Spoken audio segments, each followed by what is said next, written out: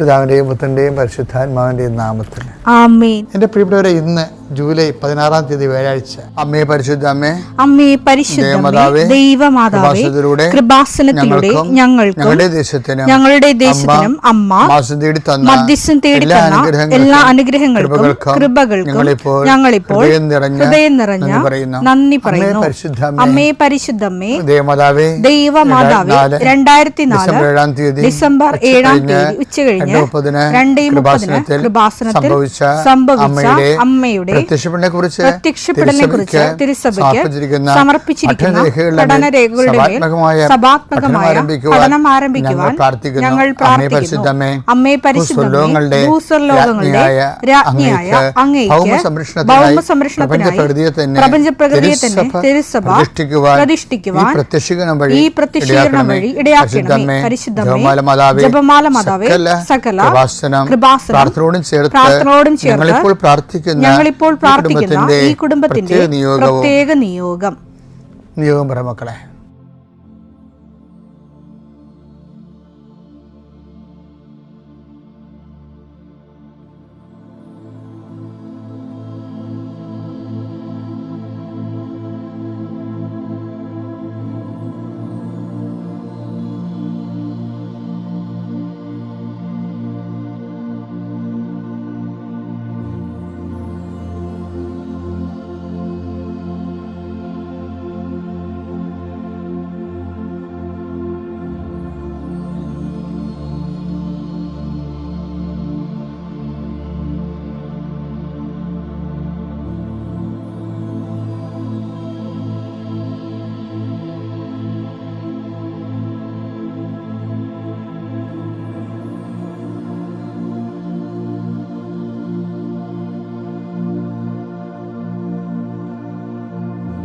അമ്മയുടെ പ്രത്യക്ഷീകരണത്തിന്റെ ഈ അനുഗ്രഹവേളയിൽ ഞങ്ങൾക്ക് സാധിച്ചു തരുവാൻ കനിയണമേ.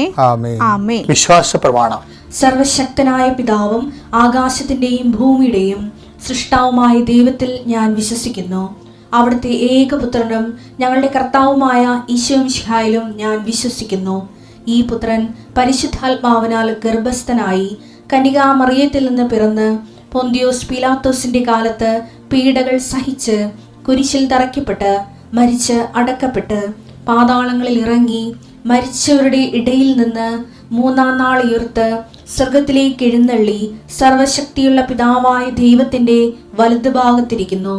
അവിടെ നിന്ന് ജീവിക്കുന്നവരെയും മരിച്ചവരെയും വിധിക്കുവാൻ വരുമെന്നും ഞാൻ വിശ്വസിക്കുന്നു. പരിശുദ്ധാത്മാവിലും ഞാൻ വിശ്വസിക്കുന്നു. വിശുദ്ധ കത്തോലിക്കാ സഭയിലും പുണ്യവാന്മാരുടെ ഐക്യത്തിലും പാപങ്ങളുടെ മോചനത്തിലും ശരീരത്തിന്റെ ഉയർപ്പിലും നിത്യമായ ജീവിതത്തിലും ഞാൻ വിശ്വസിക്കുന്നു. ആമേൻ. സ്വർഗ്ഗസ്ഥനായ ഞങ്ങളുടെ പിതാവേ, അങ്ങയുടെ നാമം പൂജിതമാകണമേ. അങ്ങയുടെ രാജ്യം വരണമേ. അങ്ങയുടെ തിരുമനസ് സ്വർഗത്തിലെ പോലെ ഭൂമിയിലുമാകണമേ. അന്നു വേണ്ടുന്ന ആഹാരം ഇന്ന് ഞങ്ങൾക്ക് തരണമേ. ഞങ്ങളോട് തെറ്റ് ചെയ്യുന്നവരോട് ഞങ്ങൾ ക്ഷമിക്കുന്നത് പോലെ ഞങ്ങളുടെ തെറ്റുകൾ ഞങ്ങളോടും ക്ഷമിക്കണമേ. ഞങ്ങളെ പ്രലോഭനത്തിൽ ഉൾപ്പെടുത്തരുതേ, തിന്മയിൽ ഞങ്ങൾ രക്ഷിക്കണമേ. ആമേൻ. നന്മ നിറഞ്ഞ മറിയമേ, സ്വസ്തി. കർത്താവ് അങ്ങയുടെ കൂടെ സ്ത്രീകളിൽ അങ്ങ് അനുഗ്രഹിക്കപ്പെട്ടവളാകുന്നു. അങ്ങയുടെ ഉദരത്തിൻ ഫലമായി ഈശോ അനുഗ്രഹിക്കപ്പെട്ടവനാകുന്നു.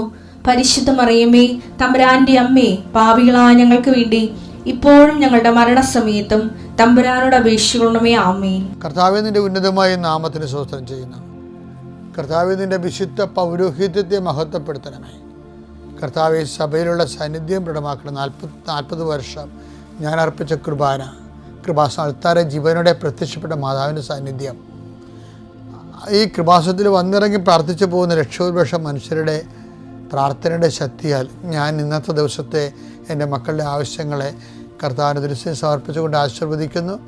കർത്താവെ, അങ്ങയുടെ മക്കളുടെ മേൽ നിൻ്റെ തിരുമുറുപാടും വരതുകരം വെക്കണമേ. എൻ്റെ കർത്താവിൻ്റെ ഉന്നതമായ നാമത്തിൽ ശിരസിൻ്റെ രോഗങ്ങൾ, ബ്രെയിനിലെ സിസ്റ്റുകൾ, ബ്രെയിനിലെ ക്യാൻസറുകൾ, ബ്രെയിനുമായിട്ട് ബന്ധപ്പെട്ട മുഴുവൻ രോഗങ്ങൾ ഈ നിമിഷം ഇത് പ്രാർത്ഥന കൂടുന്ന മക്കളുടെ മേൽ കർത്താവിൻ്റെ ശക്തി ഒഴുകുകയും നീ സുഖപ്പെടുകയും ചെയ്യട്ടെ. തൊണ്ടനൊമ്പരങ്ങൾ, അത്തോൺസൈറ്റുകൾ, തൈറോയിഡുകൾ, ശ്വാസകോശ രോഗങ്ങൾ, ഉദര രോഗങ്ങൾ, പിസ്ത രോഗങ്ങൾ, PCOD രോഗങ്ങൾ, സർവാംഗവാത രോഗങ്ങൾ, വൃഷ്ണരോഗങ്ങൾ, കർത്താവിൻ്റെ നാമത്തിൽ ഉച്ചമുതൽ ഉള്ളംകാർ വരെ കർത്താവിൻ്റെ രക്തം പടരട്ടെ. മരുന്ന് ലേപനമല്ല, അങ്ങനെ വചനമാണല്ലോ അങ്ങനെ മക്കളെ സുഖപ്പെടുത്തുന്നത്.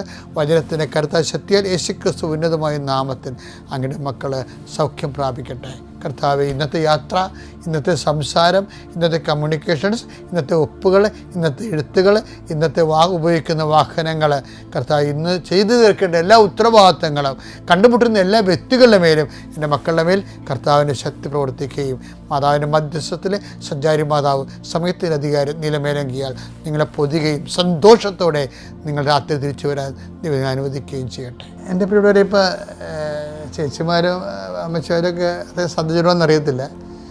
ലോകം ചെറുപ്പക്കാരെല്ലാം ഇപ്പം ഈ ലോക ഫുട്ബോളിൻ്റെ പുറകെയാണ്.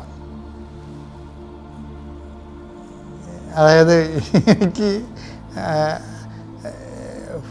അതായത് ഈ കഴിഞ്ഞ ദിവസങ്ങളിലൊക്കെ ഫുട്ബോളിലെ പ്രധാനപ്പെട്ട രാക്ഷസന്മാരൊക്കെ പുറത്തായി. അതായത് പോർച്ചുഗൽ പുറത്തായി, ബ്രസീൽ പുറത്തായി, പിന്നെ ഇപ്പം നോർവേ കയറി വന്ന് ഇന്ത്യക്കാരെന്തുകൊണ്ടാണ് സെലക്ഷൻ കിട്ടാഞ്ഞതെന്ന് ഭയങ്കര ചർച്ച. നമ്മൾ 140 കോടി ഉണ്ടല്ലോ, അപ്പോൾ നമ്മളെക്കാൾ 150 കൂടെ ഗ്രാസ്യ അങ്ങനെ എന്തൊക്കെ ചെറിയ രാജ്യങ്ങളൊക്കെ ഇല്ലേ, അവർക്കൊക്കെ ലോക ഫുട്ബോളിൽ സെലക്ഷൻ കിട്ടി. നമ്മളിന്ന് പറയുന്ന പല രാജ്യങ്ങളും 94-96 സെലക്ഷൻ്റെ കാലത്ത് ഈ ഇന്ത്യ 7-ാം സ്ഥാനത്തായിരുന്നു ലോകകപ്പ്. ആ ഇന്ത്യയിൽ നിന്ന് 144 പോയിരുന്നു. അപ്പോൾ കൂടിയില്ല. കാര്യം വെച്ച് കഴിഞ്ഞാൽ എൻ്റെ പ്രശ്നം വെച്ച് കഴിഞ്ഞാൽ ഇപ്പോൾ ഉദാഹരണം ഈ ഹാർലൻഡ് തന്നെ കളിക്കാൻ ഞങ്ങൾ കണ്ടു കാണാം. അയാളുടെ ഓട്ടം കണ്ടില്ലേ. അപ്പോൾ ഇപ്പോൾ എന്താ ഒരു സ്കൂൾ ഇറങ്ങിയിട്ടുണ്ട്. എന്ന് വെച്ച് കഴിഞ്ഞാൽ എന്തുകൊണ്ട് ഇന്ത്യക്കാരന് സെലക്ഷൻ കിട്ടുന്നില്ല. അപ്പോൾ അതിന് ചില സാമൂഹിക ശാസ്ത്രജ്ഞന്മാരുണ്ടല്ലോ, അവരുടെ വിലയിരുത്തലുണ്ട്. അല്ല, ഒരു വിലയിരുത്തൽ എനിക്ക് ഭയങ്കര റീസണബിളായിട്ട് തോന്നി. എന്ന് വെച്ച് കഴിഞ്ഞാൽ ഈ ബൈക്കിങ്സാണ് ഇവരൊക്കെ, ഹാർലൻഡുകാരൊക്കെ. അപ്പോൾ അവർ പണ്ട് ഒറ്റ പാമരത്തിൽ ഒറ്റ പാകെട്ടി ലോകം മുഴുവൻ ഒറ്റയ്ക്ക് കച്ചവടത്തിന് വന്ന പാർട്ടിയാണ് ഈ ബൈക്കിങ്സ് എന്ന് പറയുന്നത്, ഈ ഹാർലൻഡിൻ്റെ ആൾക്കാർ. അപ്പോൾ അവരുടെ ഭയങ്കര കാടൻ ജോലി ചെയ്ത ആൾക്കാരാണ്. അപ്പോൾ അവരുടെ DNA ഒക്കെ കാടൻ DNA ആയിരിക്കും. കാര്യം കണ്ടില്ലേ, അവനെ കണ്ടില്ലേ, ആ ഓടിപ്പോണ പോക്കിൽ പലരെയും തള്ളി താഴെയിട്ടാണ് പോണത്. അയാൾക്ക് യാതൊരുവിധ കുറ്റബോധമോ ഒന്നുമില്ല. അത് കളിയുടെ ഭാഗമാണെന്ന് പറഞ്ഞുകൊണ്ട് പോവുകയും ഈ എന്ത് വിഷയത്തിൽ അത്രയും കണ്ടിങ്ങനെ റഫാണ് അവർ, ഈ റഫ് ആൻഡ് ടഫ് എന്ന് പറഞ്ഞ പോലെ. ഇന്ത്യക്കാരിങ്ങനെ റഫ് ആൻഡ് ടഫ് ആകത്തില്ല. മറ്റവർക്കാണെങ്കിൽ അവർ ആംഗ്ലോ സാക്സൺ വർഗമാണ്, യൂറോപ്യൻസ്. അവരിങ്ങനെ ഒരു ആനിമലിൻ്റെ പുറകെ ഓടിച്ച് പിടിച്ച് ആണ് മാത്രമേ അവർക്ക് ഭക്ഷണം കിട്ടത്തുള്ളൂ. അവിടെ പൂർവികർ അങ്ങനെയായിരുന്നു, ആംഗ്ലോ സാക്സൺസ്. ഇങ്ങനെ ഓടിപ്പിടിക്കണം. ചിലപ്പോൾ അതുമായിട്ട് കുത്തി ചിലപ്പോൾ ചത്തുപോയെന്നും വരും. ഇത്ര നേരം ഒരു നേരം കഴിക്കാൻ വേണ്ടി ജീവൻ പണയം വെച്ചാണ് അവർ ജീവിച്ചുകൊണ്ടിരുന്നത്. അത് കാരണം അവർ ഭയങ്കര എനർജറ്റിക്കാണ്. ആ ലോകം മുഴുവൻ അവർ കീഴടക്കിയില്ലേ. അത് ഇതുകൊണ്ടാണ് എല്ലായിടത്തും ചെല്ലുമ്പോൾ അവരുടെ രാജ്യമല്ലേ ഉണ്ടാകണത്. കപ്പലോട്ടക്കാരുടെ കാലത്ത് അവർ പിടിച്ചെടുത്താണതെല്ലാം. ഇന്ത്യക്കാരൻ അങ്ങനെ കപ്പലോടാനൊന്നും പോയില്ല. എന്നുവെച്ചാൽ നമ്മളെക്കുറിച്ച് പറയണതേ, നമ്മൾ എവിടെയെങ്കിലും സ്വസ്ഥമായി, നമ്മൾ വെജിറ്റേറിയനാണ്. അതുകൊണ്ട് എവിടെയെങ്കിലും ഇരുന്ന് പ്രാർത്ഥിക്കുക. വേണമെങ്കിൽ ആ ഇരിപ്പ് നമ്മൾ വേണമെങ്കിൽ ഒരു 10 കൊല്ലമൊക്കെ ഇരിക്കണേ കുഴപ്പമൊന്നുമില്ല. അങ്ങനെ നമ്മുടെ ഇതെല്ലോ മഹാഋഷിമാരുണ്ടായിട്ടില്ലേ. ഇന്നുകൊണ്ട് അത്ര ഋഷിമാർ ഹിമാലയങ്ങളിലെ. അപ്പം നമുക്ക് എവിടെയെങ്കിലും ഇരുന്ന് ചെയ്യണ കാര്യങ്ങളാണ്. ഭക്ഷണം നമുക്ക് പാല് കിട്ടിയാൽ മതി, അല്ലെങ്കിൽ കുറച്ച് പഴം കിട്ടിയാൽ മതി. അതിന് വേട്ടയാടി പിടിക്കലൊന്നുമില്ല. സസ്യബുക്കുകളാണ് പൊതുവേ ഇന്ത്യക്കാർ. അതിങ്ങനെ ഒരു 2-3 ലക്ഷം കൊല്ലം ഈ DNA, ഈ ജീൻസ് ഇങ്ങനെ കൈമാറുമ്പോൾ നമ്മൾ ഇരിപ്പുകാരാകും. പക്ഷേ ഇരിക്കണ പരിപാടിക്ക് നമ്മൾ അധികം ഓടാത്ത കാര്യങ്ങളിൽ ഇപ്പം ചെസ്സൊക്കെ ലോകത്തിൽ 1-ാം സ്ഥാനമാണ് നമുക്ക് ചെസ്സിന്. എന്താ ഇരുന്നാൽ മതിയല്ല. ഫുട്ബോളിൽ 90 മിനിറ്റ് ഓടണ്ടേ അങ്ങോട്ടും ഇങ്ങോട്ടും, എപ്പോഴും ഓട്ടത്തിലല്ലേ. എന്ത് ഓടം എന്ത് മറിച്ചത് നമുക്ക് അറിയാൻ പറ്റത്തില്ല. അപ്പം അതുപോലെ തന്നെയായിരിക്കും. പക്ഷേ ഇത് ഇങ്ങനെ ഒരു DNA, അല്ല ഡോർമൻ DNA, അതായത് സ്റ്റാറ്റിക് ആയിട്ടുള്ള എവിടെയെങ്കിലും ഇരുന്ന് ചെയ്യണ ജോലി. ക്രിക്കറ്റിലും നമുക്ക് സ്റ്റമ്പിൻ്റെ അടുത്ത് നിന്ന് ഇടക്കൊന്ന് അടിച്ചാൽ മതിയല്ല, ഒരു സിക്സൊക്കെ അടിക്കണ കുഴപ്പമൊന്നുമില്ലല്ലോ. അപ്പോൾ ക്രിക്കറ്റിൽ നമുക്ക് നല്ല സമ്മാനം കിട്ടിയിട്ടുണ്ട്. നമ്മളത്ര മോശക്കാരൊന്നും അല്ലേ. നമ്മുടെ DNA ഇങ്ങനെ എവിടെയെങ്കിലും ഇരിക്കണ DNA ആണെന്നുണ്ട്. എന്താ ഞാനിപ്പോൾ ഇത് പറയാൻ കാര്യം, ഞാൻ നിങ്ങളെ ലോകകപ്പ് പഠിപ്പിക്കാൻ വന്നതല്ല. പക്ഷേ എന്താ പ്രശ്നം വെച്ച് കഴിഞ്ഞാൽ പ്രാർത്ഥനാ ജീവിതത്തെ ഇത് ബാധിക്കുന്നുണ്ട് ശരിക്കും, പ്രത്യേകിച്ച് ഉടമ്പടി ജീവിതത്തെ. എന്താ പ്രശ്നം വെച്ചാൽ ഉടമ്പടി ഈശോ ഈ പുതിയ നിയമത്തിൻ്റെ ആധ്യാത്മികത ഉദ്ഘാടനം ചെയ്തപ്പോൾ ഈശോ പറഞ്ഞ് ഈ പഴയ മെഷർ കൊണ്ട് നടക്കത്തില്ല കേട്ടോ, പുതിയ വീഞ്ഞാണിത്, ഇത് പഴയ തോൽക്കുടത്തിൽ കൊണ്ടുപോയി വെക്കരുത്. മറ്റേത് അതാണ് വായിച്ചത്.